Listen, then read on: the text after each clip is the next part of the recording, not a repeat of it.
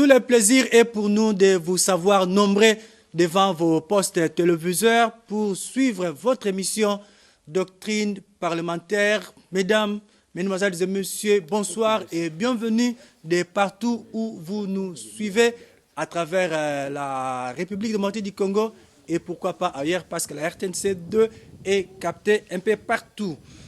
Voilà, doctrine parlementaire de ce soir a l'honneur et le plaisir de recevoir pour vous Maître Blanchard du parti politique Nouvel Élan d'Adolphe Mouzitou. Avec mon invité de ce soir, nous allons nous entretenir autour de l'actualité de l'heure, notamment le processus électoral en République démocratique du Congo. Également, nous allons parler sur la situation sécuritaire à l'est du pays et nous allons finir par les soubresauts de la vie politique dans notre pays. Maître Blanchard, un mot là-dessus? Les partis politiques sérieux ont des bâtiments. Allez ne fût-ce qu'au Congo-Brazzaville. Vous verrez le siège du parti du PTC. C'est un bâtiment en étage, je crois, 3 ou 4 niveaux. Allez-y, vous allez en Angola, allez-y en Afrique du Sud. Donc ici, nous pensons que c'est une question de vision et non une question de moyens. Voilà, j'ai dit PTC, c'est plutôt PCT, Parti congolais du travail. Voilà, Maître Blanchard Mongomba, quelle est à ce jour la position de Nouvel Élan par rapport aux autres alliés? Parce qu'on vous sait que vous êtes dans une plateforme, la Mouka. Aujourd'hui, quelle est la position de Nouvel Élan vis-à-vis de ses autres partenaires? Aujourd'hui, Nouvel Élan est toujours dans la Mouka? Nouvel Élan est dans la Mouka. Nouvel Élan a l'avantage d'avoir d'ailleurs la coordination parce que c'est l'initiateur, le leader de Nouvel Élan qui est actuellement mais les violons ne semblent plus s'accorder avec son allié traditionnel. Non, ben moi je crois que... Plus Pang égale Pangui. Non, pas du tout. Moi je crois que les gens doivent s'habituer à la démocratie. C'est tout à fait normal parce qu'on a fait, comme je l'ai dit, 32 ans de dictature. On a eu 18 ans de tâtonnement. Est-ce qu'il fallait avoir la démocratie ou pas? Avec nos amis du PPRD, ils n'étaient pas des démocrates, ce qui fait que la démocratie n'a pas bien fonctionné. Mais nous sommes démocrates par essence. Ce qui fait que partout où nous nous trouvons, nous ne nous empêchons pas d'apporter notre lecture de la situation politique ou même de l'environnement, selon que nous devons promouvoir la liberté des pensées, la liberté d'opinion. Donc ici, c'est que vous considérez... Donc par là, vous voulez dire que vous êtes toujours dans la Mouka? Mais j'ai démontré que la coordination actuelle est détenue par les leaders la de la dernière rencontre avec le D a eu lieu quand? Non, ben, vous avez l'avantage d'avoir par devant vous le délégué du coordonnateur de la Mouka qui préside pratiquement la cellule politique qui se trouve aujourd'hui être l'organe, en tout cas troisième organe de la Mouka, et qui d'ailleurs a une lourde mission de préparer le document technique, lesquels doivent servir aux membres du présidium pour leurs assises. Ce qui fait qu'à ces jours, nous sommes en pleine session. C'est vrai que nous avions connu quelques moments comment on appelle ça, de retard, parce qu'il fallait effectivement accorder les temps à nos amis de décider pour leur congrès. Vous savez qu'ils étaient allés à Kisangani pour leur deuxième congrès. Et puis, il s'est fait que à leur retour, le secrétaire général de l'ECD a connu quelques malaises. Voilà, après moi-même aussi, je m'étais déplacé selon mes responsabilités au niveau du parti politique. J'étais à l'Équateur, précisément dans la province du Nord-Bangui, ce qui fait que nous avions enregistré ces retards. Mais à ces jours, je crois que les travaux vont reprendre selon que tous nous sommes maintenant disponibles. Nous allons reprendre pour finaliser nos conclusions et soumettre à l'approbation du présidium de manière à leur permettre de se retrouver et projeter justement de rencontres de manière à lever les options, les nouvelles options par rapport à la Mouka. Donc, de ce point de vue-là, il n'y a aucun souci. La MOUCA marche, la MOUCA fonctionne. Mais c'est que vous voulez insinuer ou c'est que vous voulez dire dans votre question, c'est plutôt la question du bloc patriotique. Alors, nous avions dit clairement, sans embâche, que Nouvel Élan n'était pas membre ou n'était pas d'accord avec cette façon de voir les choses. Parce que nous considérons, d'ailleurs, vous aviez certainement suivi l'interview du leader de Nouvel Élan sur RFI, il a clairement dit qu'on ne pouvait pas s'engager dans on va y revenir, une lutte on où va il fallait laissez-moi évoluer dans cette émission. Avec 2023 vous avance. me laissez finir quand même. On va y arriver. Okay. 2023 avance au pas des GEA, c'est déjà pour demain, donc c'est dire que dans quelques mois, nous aurons à connaître les élections en République démocratique du Congo. Croyez-vous à ces élections?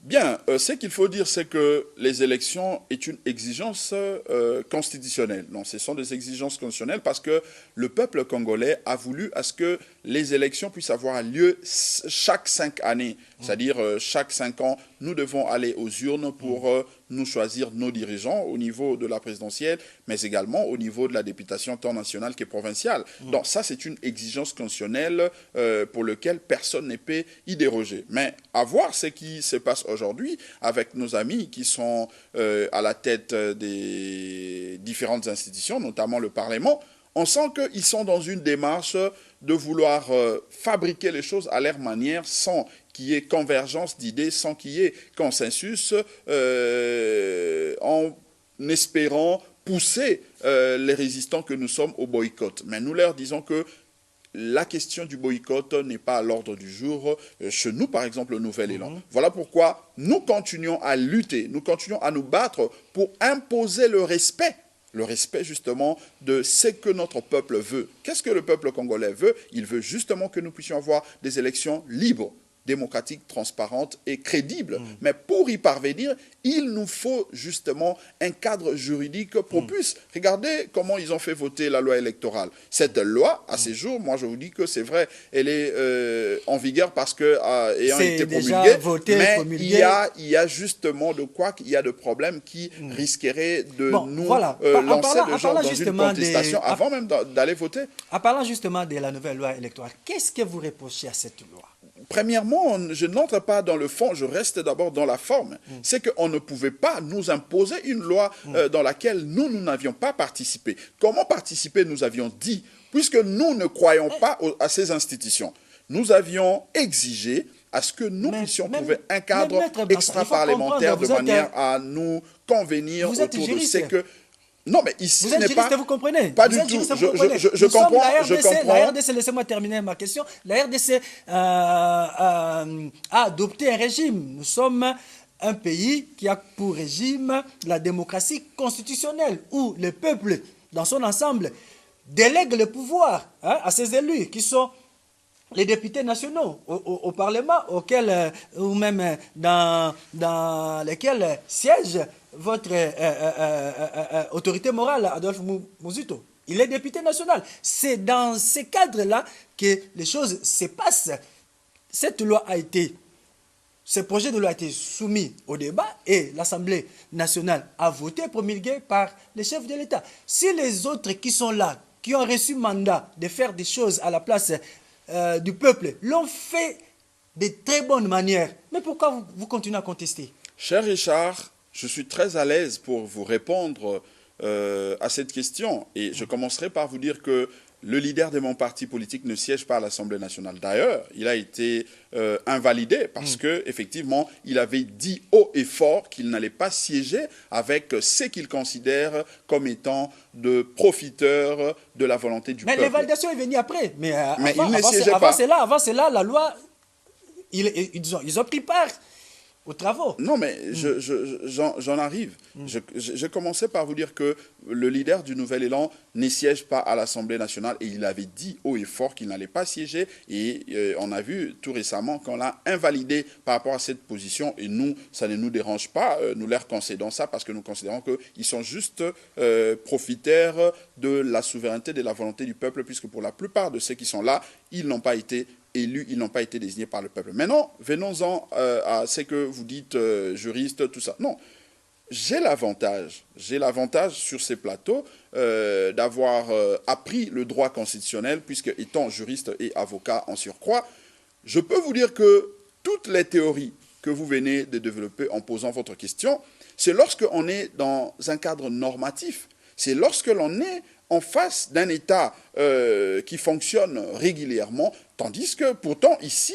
je vous confirme que après la publication du résultat des élections de 2018, le peuple a constaté que M. Nanga n'a fait que respecter la volonté d'un individu, si pas d'un groupe d'individus.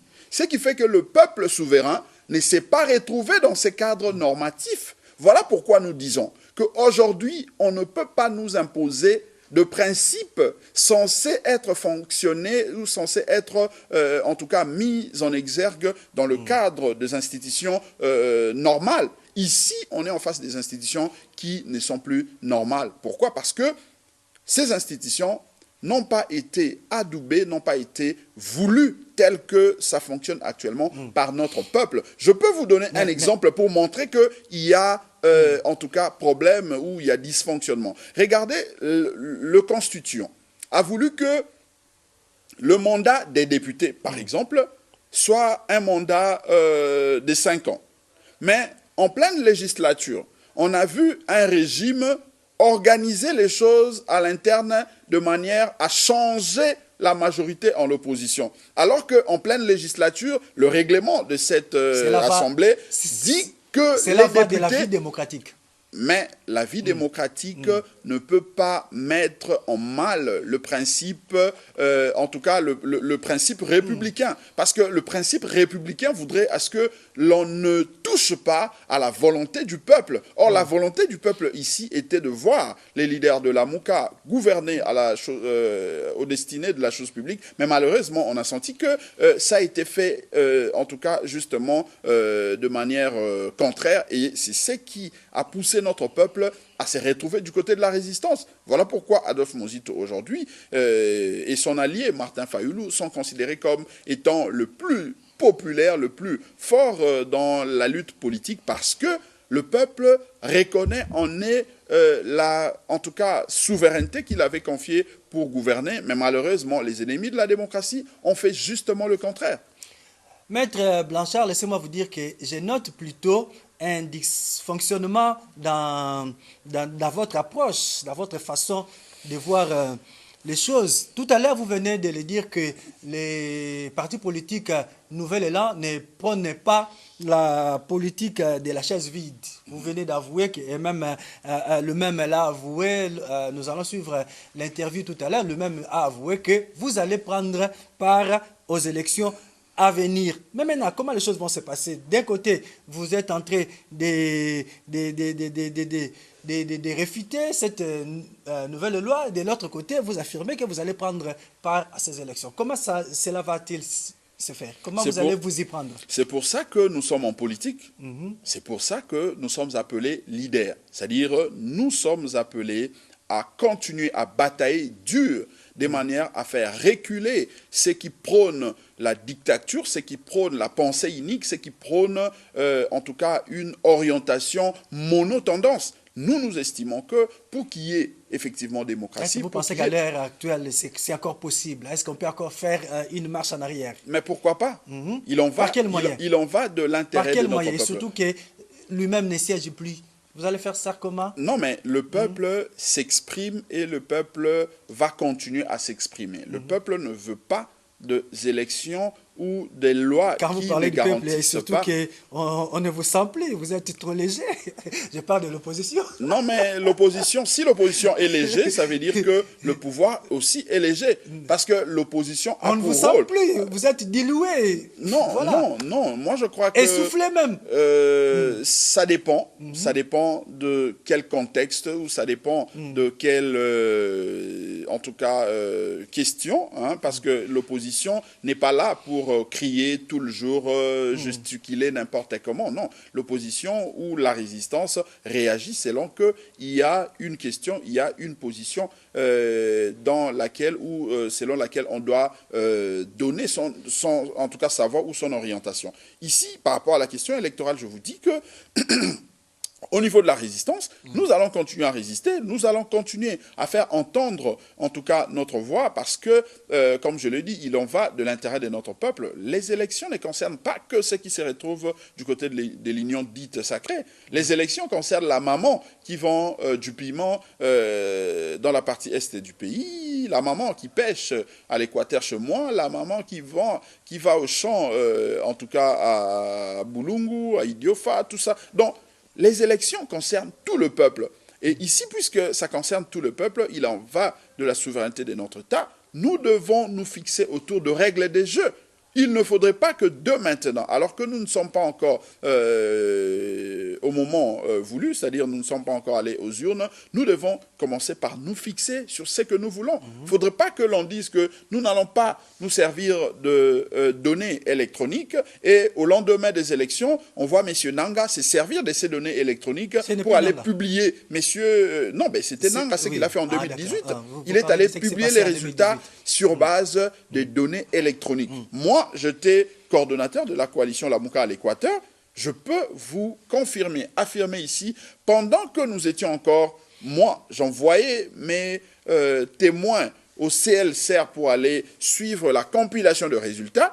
Ici, à Kinshasa, M. Nanga était en train de publier les résultats des élections, notamment de la province de l'Équateur. Donc, c'est pour vous dire que si nous ne nous mettons pas d'accord de maintenant, ça veut dire que nos amis ont levé l'option de nous orienter, de nous diriger vers une contestation. Et ça, je dis que ça ne profitera pas à notre peuple, moins encore à ceux qui orchestrent, qui organisent cette machination électorale. Maître Blanchard, je reste toujours dans ma soif de savoir, parce que jusque-là, vous ne me rencontrez pas. Par quel mécanisme vous allez faire reculer les choses? Parce qu'à l'heure qu'il est, les choses avancent. Mais par la résistance. Par la résistance, nous continuons à résister, nous l'avions dit. Nous allons continuer à hausser les tons, nous allons continuer à mobiliser notre peuple de manière à barrer la route à cette imposture qui tente de se faire imposer de manière à organiser des élections bâclées en République démocratique du Congo. Espérons que vous allez y arriver. Voilà, on l'a évoqué tout à l'heure, il s'agit bien de l'interview qu'a accordé l'ancien Premier ministre Adolphe Muzito à nos confrères de RFI qui a bien entendu brossé un peu l'ensemble des points que nous avons arrêtés pour cette émission. Nous les suivons et nous allons nous retrouver pour la suite de cette émission. Adolphe Muzito, bonjour. Bonjour. Lors de sa visite à Kinshasa, le secrétaire d'État américain Anthony Blinken s'est dit très préoccupé par les informations crédibles selon lesquelles le Rwanda soutient les rebelles du M23. Est-ce que cela vous satisfait? Ça me laisse sous ma soif, parce que ce que j'aurais aimé, c'est qu'il se prononce, y compris en condamnant le Rwanda, en s'engageant à prendre des sanctions dans le cadre de son pays, mais aussi dans le cadre de la communauté internationale. Mais ça ne m'aurait toujours pas satisfait, parce que pour l'essentiel, ce que nous voulons, nous, et que nous n'attendons pas d'ailleurs des États-Unis, c'est que nous, les Congos, on se prépare pour faire la guerre, pour chasser les Rwandais dans notre pays. Ce que nous demandons, c'est que le gouvernement de la République, M. Tshisekedi, prépare la guerre. Et nous disons qu'il faut que nous puissions montrer nos muscles. Il faut véritablement armer les Congos, nos troupes, leur donner les moyens logistiques nécessaires pour que on puisse dissuader les prétentions du Rwanda en RDC. Les Congos doivent faire peur au Rwanda. Pour faire peur au Rwanda, j'insiste qu'il nous faut une armée. Sur le plan intérieur, Adolphe Muzito, vous êtes depuis bientôt 4 ans l'allié politique de Martin Fayulu au sein de la plateforme Lamouka. Or, le 14 juillet, Martin Fayulu a été désigné candidat de son parti, ESID, à la présidentielle de décembre 2023. Est-ce que vous le soutiendrez? Bon, d'abord, je connais pas son programme. Donc, les moments venus, si c'est des gages de convergence autour de nos programmes respectifs, à Martin et à moi, à son parti et au mien, mais aussi avec d'autres forces politiques et sociales, c'est sur cette base-là que les alliances politiques et électorales pourront avoir lieu. Depuis 1 an, la plateforme Lamouka et le FCC de Joseph Kabila, qui étaient les pires adversaires de 2018, se sont rapprochés au sein d'un bloc patriotique. anti-Tshisekedi. Est-ce que vous êtes d'accord avec cette stratégie? Mon parti et moi, nous avons dit non à ces blocs patriotiques parce que nous considérons qu'on ne peut pas s'appuyer sur celui qui a fait le péché pour combattre celui qui a profité du péché. Et donc, nous pensons que les FCC ne sont pas des alliés appropriés pour lutter contre la fraude électorale et pour la vérité des urnes. Parce que c'est eux qui sont à la base de cela. Donc, c'est ça d'ailleurs qui fait la divergence entre SID et Nouvel Élan, entre Martin Fayulu et moi. Évidemment, c'est une divergence qui peut être dépassée, j'espère, parce qu'il faut maintenir la Mouka comme force de résistance.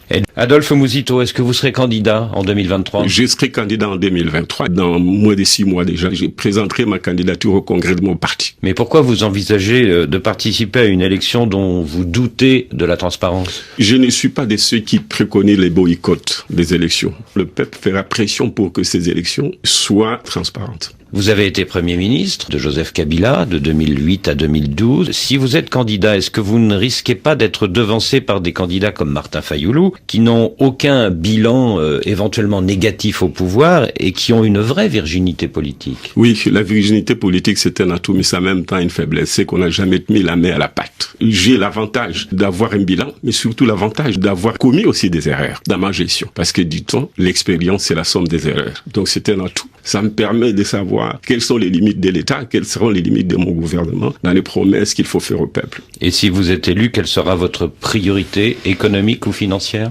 D'abord, la priorité, c'est la souveraineté de l'État. Il faut un État souverain. Pour cela, il faut des ressources pour financer sa fonction régalienne. Donc, il faut doubler le PIB. Mais comment doubler un PIB avec quel modèle économique? Nous allons mettre l'accent sur les ressources naturelles qui font l'objet du bradage hier comme aujourd'hui. Je prends ma part des responsabilités en tant que dirigeant. Deuxièmement, nous pensons à une politique de grands travaux qui passe par la construction de routes. D'où viendront les moyens pour financer ces routes et les convois des retards du point de vue des infrastructures? Il faut trouver une solution pour les entreprises publiques qui aujourd'hui sont un boulet dans le pied de l'économie congolaise. Moi, je suis pour la privatisation de celle-ci et je veux que ce soit l'un des thèmes qu'il faut imposer au débat public dans notre pays. Adolphe Mouzito, merci. Voilà, vous venez là de suivre l'interview qu'a accordé l'ancien Premier ministre Adolphe Mouzito à nos amis de RFI.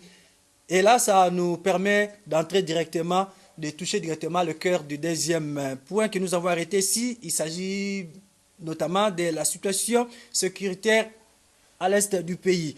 Vous êtes des vantageurs, hein, à suivre même M. Adolphe Mouzito.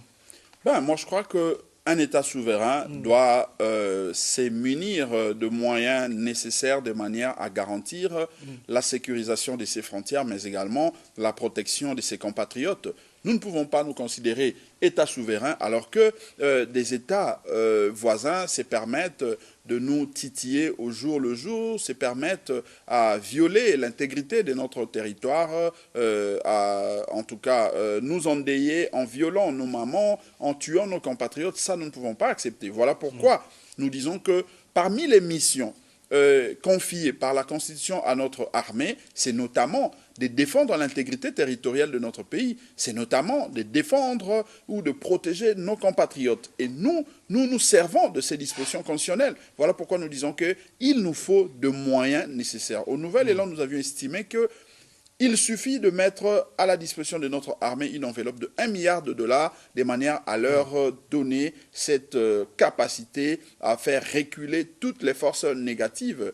Avec 1 milliard de dollars, il est possible que nous puissions disponibiliser un minimum de 300 dollars, voire 500 de primes pour nos militaires, mais également disponibiliser une enveloppe de fonctionnement à l'armée, mais aussi doter cette armée de moyens capables de s'acheter justement les munitions pour être efficace sur terrain. Sans cela, nous serons obligés ou nous serons condamnés à recourir chaque fois aux forces de mutualisation, aux forces de l'ONU, aux forces étrangères qui malheureusement ne pourront pas nous donner la paix selon que notre propre armée est capable de le faire. Voilà, Maître Blanchard, je voudrais vous soumettre à une gymnastique intellectuelle, à une gymnastique mathématique. Vous voulez avoir 10 comme résultat, mais il y a plusieurs moyens d'atteindre. Vous pouvez procéder par 5 plus 5, 6 plus 4, 7 plus 3, et la réponse donne 10. Qu'est-ce que je veux dire par là? Le chef de l'État Son Excellence Félix Tshisekedi voudrait avoir la paix en RDC. Il a plusieurs manœuvres. Mais lui, il est en train de privilégier la voie diplomatique. Vous ne croyez pas à ces coachings payants? Parce que nous venons de voir les résultats, notamment les rapports des experts des Nations Unies qui adhèrent à la thèse de la République démocratique du Congo.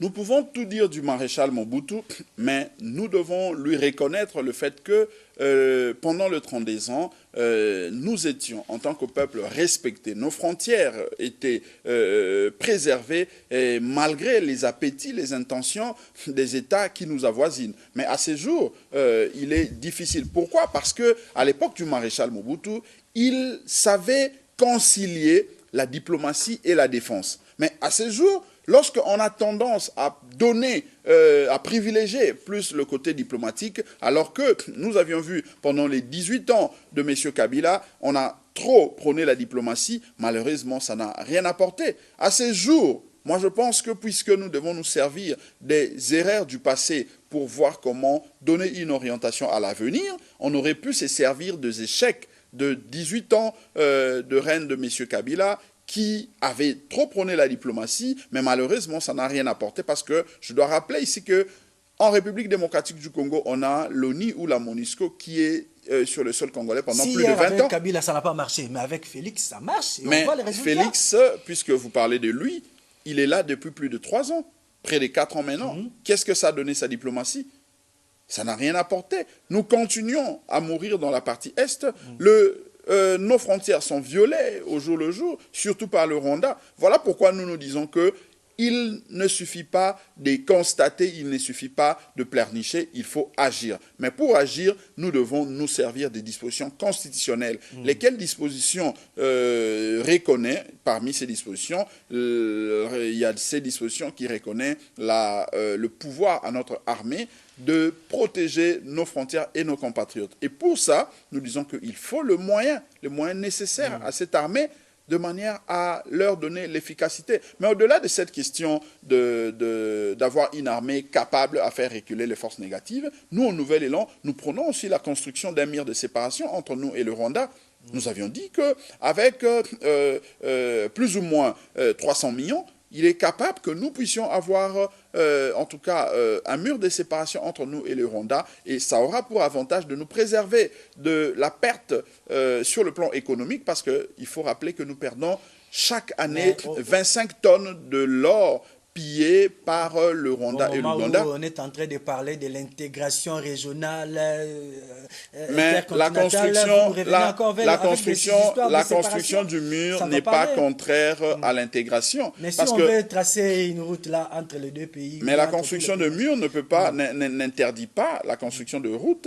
Parce que je peux vous citer l'Algérie et le Maroc, je peux vous citer plusieurs États qui ont recouru à cette pratique, mais ça n'a pas empêché à ce qu'ils gardent leur route qui relie leurs États. Donc nous disons qu'effectivement nous allons construire un mur de séparation entre la RDC et le Rwanda, mais cela ne nous empêcherait pas de construire aussi ou de continuer à exploiter la route qui nous relie avec le Rwanda. Et d'ailleurs, ça sera avantageux parce qu'en ce moment-là, on aura des services appropriés qui seront dans nos frontières pour voir qui veut entrer en République démocratique du Congo, pour faire quoi? Quelle est l'opportunité de sa visite?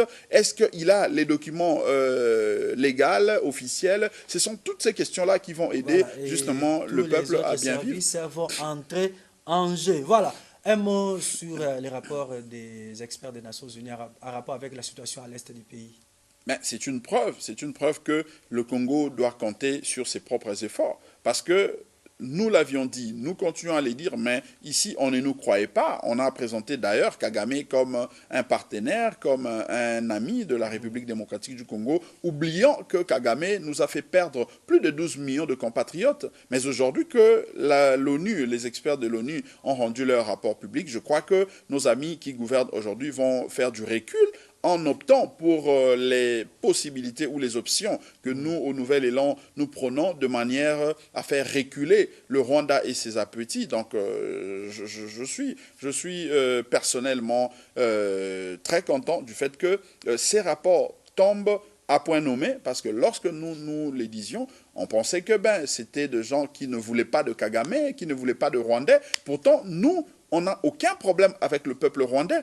Mais notre problème, c'est avec le régime de M. Kagame, qui est un régime sanguinaire, qui est un régime dictatorial. D'où la nécessité pour nous aussi de mettre en place des mécanismes pour faire reculer les stratagèmes de ces régimes qui consistent à nous piller, à nous tuer, de manière à bénéficier de nos richesses dans la partie est de notre pays. Adolphe Muzito, qui préconise la guerre aujourd'hui, il parle de l'armée, mais pourtant lui-même, pendant sa gestion au pouvoir, il n'a pas pu laisser une armée assez forte pour faire face à ce qui se passe à l'Est. Sinon, le président actuel n'aurait pas bénéficié de cet héritage qui, mon Dieu, nous fait connaître cette situation aujourd'hui. Il ne faut pas oublier que c'est à l'époque de Adolphe Muzito que Kunda Bwatware avait pris du recul pour aller se cacher au Rwanda de Paul Kagame. Il ne faut pas oublier que c'est à l'époque d'Adolphe Muzito que lui, en tant que Premier ministre, s'était déplacé personnellement à Masisi, à l'est du Congo, pour aller constater le fait que la ration de militaires était vendue dans le marché pirate, les munitions étaient vendues. Mais il avait le pouvoir, il était Premier ministre, il n'a pas, il n'a pas agi, il a simplement constaté. Il a constaté et il a pris... Et qu'est-ce qu'il a pris comme résolution, comme décision pour il a levé les options, mais malheureusement, comme vous le savez, lorsque vous aviez parlé ici des régimes, lorsqu'on est dans un régime semi-présidentiel et que dans ces régimes semi-présidentiels, le Premier ministre n'a pas une majorité propre au niveau du Parlement, le Premier ministre dépend de la majorité. Il était issu du Parlement. Non, mais il était issu d'une coalition, laquelle coalition était patronnée, par le chef de l'État. Pas du tout. C'était lui le Premier ministre, c'était lui le patron de la gestion du pays. Non, je peux vous expliquer comment fonctionnent ces mécanismes. Et qui répond au Parlement? N'est-ce pas lui? Bien évidemment. Le Premier ministre... Parce qu'il est le patron.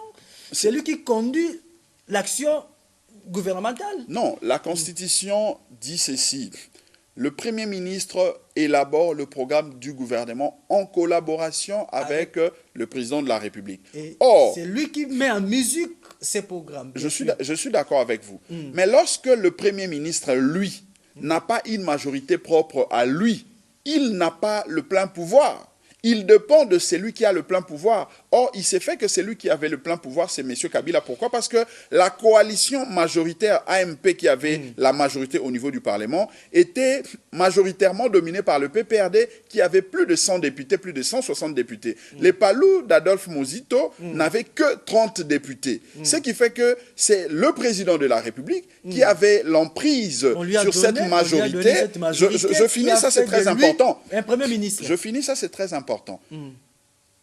C'est le président de la République, comme je l'ai dit, qui a l'emprise sur cette majorité parce que c'est son groupe qui était le groupe le plus important au sein de cette majorité. Mais maintenant, le groupe minoritaire, appelons ça comme ça, d'Adolphe Muzito et le Palou, qui n'avait que 30 députés, a permis justement à ce que cette coalition majoritaire se soit constituée. Or, dans ces systèmes, les Français appellent ça aussi un système orléoniste. C'est-à-dire, le Premier ministre, lorsqu'il n'a pas une majorité propre à lui, il est non seulement responsable devant le Parlement, mais aussi responsable devant le président de la République. Parce que c'est le président de la République, en ces moments-là, qui se trouve être le patron de la majorité et, en l'occurrence, il est prêt à donner des injonctions même au Premier ministre parce que c'est lui qui a un mot à dire devant cette majorité au niveau du Parlement.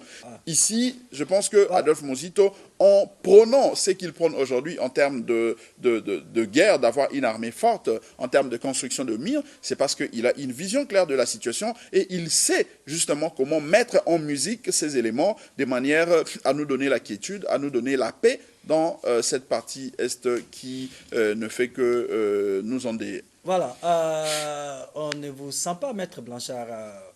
Je dis vous, c'est-à-dire les partis Nouvel Élan, vous devenez à fond quant à la question du départ de la MONUSCO sur les sols congolais?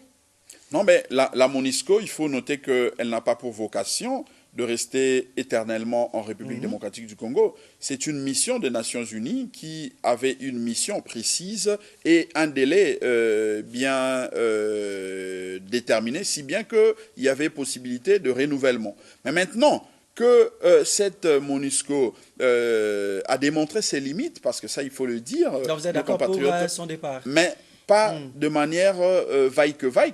Nous pensons que la MONUSCO, puisqu'elle doit partir, puisqu'elle n'avait pas aussi mission de rester ici éternellement, nous devons nous poser la question nous-mêmes en tant que citoyens congolais, si, après le départ de la MONUSCO, parce que si la MONUSCO était venue ici, nous devons nous dire des vérités, c'est parce qu'il y avait une incapacité de notre armée à résoudre cette question de l'insécurité dans la partie est de notre pays. Mais à ce jour, puisque la MONUSCO doit partir, est-ce que notre armée est déjà capable pour pouvoir combler le vide que la MONUSCO va créer? Est-ce que c'est pour donner l'occasion aux autres forces d'occuper la partie est de notre pays? Il me semble que cette hypothèse-là, ou cette deuxième partie de mon questionnement, semble être vraie, parce qu'à ces jours, on nous apprend qu'il y a la présence de l'armée, en tout cas burundaise, dans la partie Est. Donc, ça montre qu'il y a quelque chose qui ne va pas. Nous disons qu'il ne faudrait pas que la République démocratique du Congo, pour sa sécurité,